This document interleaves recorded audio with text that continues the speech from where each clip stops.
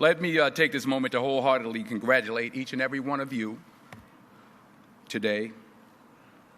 You graduated. You did it. You made it. Congratulations to you.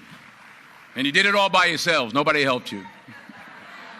No, that's not true. That's what I thought when I was young. I starting to really make it as an actor. I came in. I talked to my mother. I said, "Ma, did you think that this was going to happen? I'd be so big, and I'll be able to take care of everybody, and I can do this, and I can do that, and I can." She said, "Boy, stop it right there. Stop it right there. Stop it right there." He said that if you only knew how many people that have been praying for you, how many prayer groups she put together, how many prayer cloths she gave me, how many times she splashed me with holy water to save my sorry behind her. She said it. She said, "Oh, you did it by yourself? I tell you what you can do by yourself. You can go outside, get a mop and a bucket and wash them windows. You can do that by yourself." Superstar. So I'm saying that to say I want to congratulate all the parents and friends and family and aunties and uncles and grandmothers and grandfathers and teachers and friends and enemies, all the people that helped you to get where you are today. Congratulations to you all. I'm going to tell about 2-3 stories. I'm going to keep it real short. I remember my graduation. Speaker got up there, went on forever, blah, blah, blah, blah, blah, blah, blah, blah, blah. So I'm going to keep it short. Number 1, put God first. Put God first in everything you do. Everything that you think you see in me, everything that I've accomplished, everything that you think I have, and I have a few things, everything that I have is by the grace of God. Understand that. It's a gift. 40 years ago, March 27th, 1975, it was 40 years ago, just this past March, I was flunking out of college. I had a 1.7 grade point average. I hope none of you can relate. I had a 1.7 grade point average. I was sitting in my mother's beauty shop. They still call it beauty shops now? What they call it now? Yeah, I was sitting in the beauty parlor. I was sitting in my mother's beauty parlor, and I'm looking in the mirror, and I see behind me this woman under the dryer. And every time she looked up, every time I looked up, she was looking at me, just looking me in the eye. And I didn't know who she was, and I said, she said, "Somebody give me a pen, give me a pencil. I have a prophecy." March 27, 1975, she said, "Boy, you are going to travel the world and speak to millions of people." Now, mind you, I was flunked out of college. I'm thinking about joining the Army. I didn't know what I was going to do, and she's telling me I'm going to travel the world and speak to millions of people. Well, I have traveled the world, and I have spoke to millions of people. But that's not the most important thing, the success that I had. The most important thing is that what she taught me and what she told me that day has stayed with me since. I've been protected. I've been directed. I've been corrected. I've kept God in my life, and it's kept me humble. I didn't always stick with him, but he always stuck with me. So stick with him in everything you do.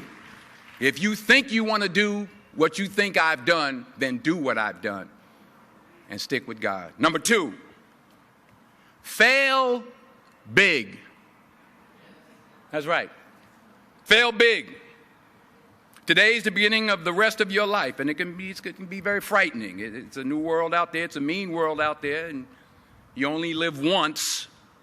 So do what you feel passionate about. Take chances professionally.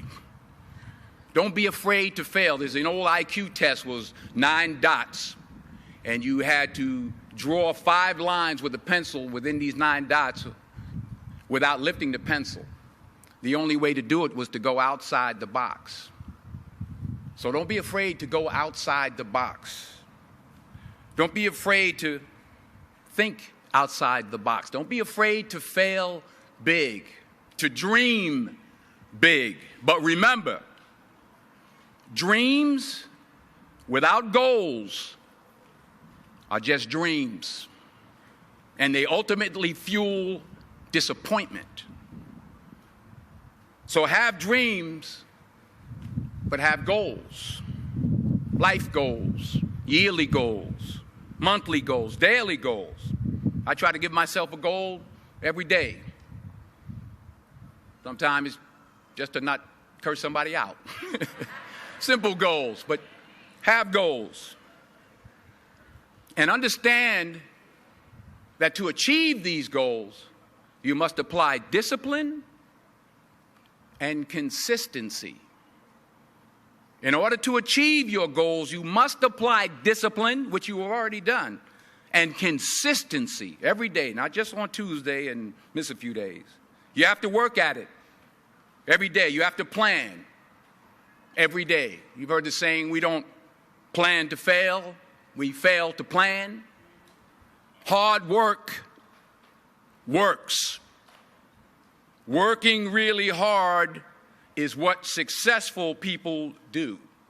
And in this text, tweet, twerk world that you've grown up in, remember, just because you're doing a lot more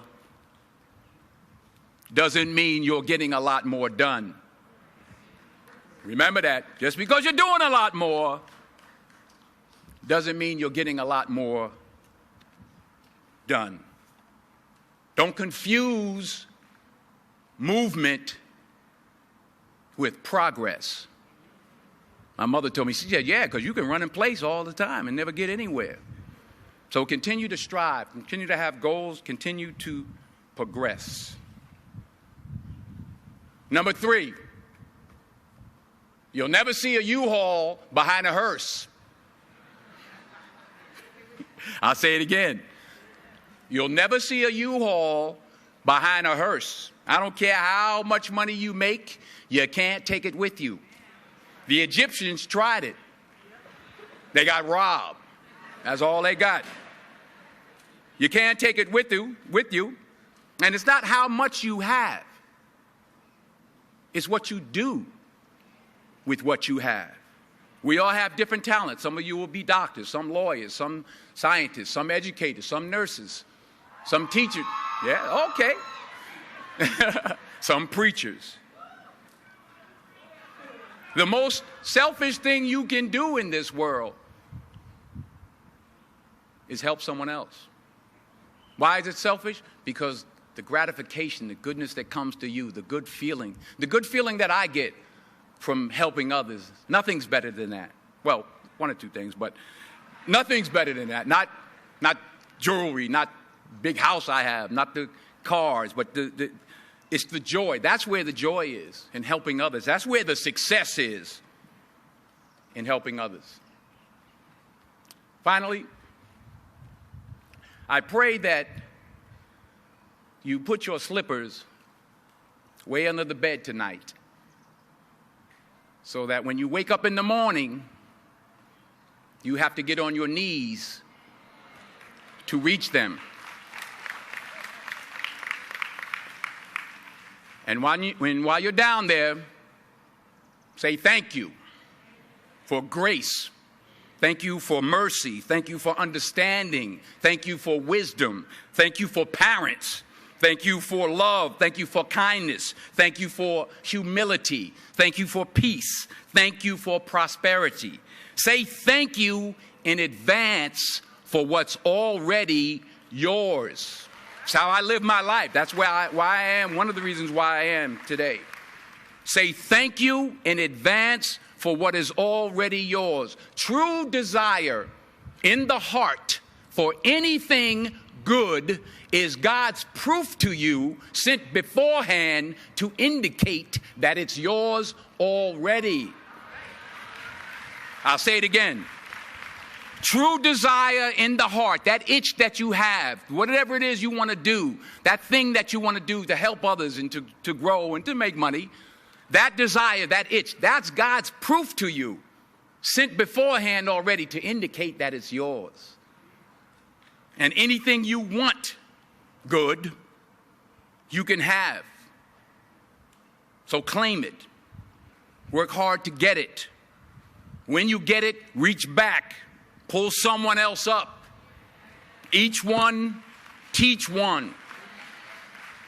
Don't just aspire to make a living.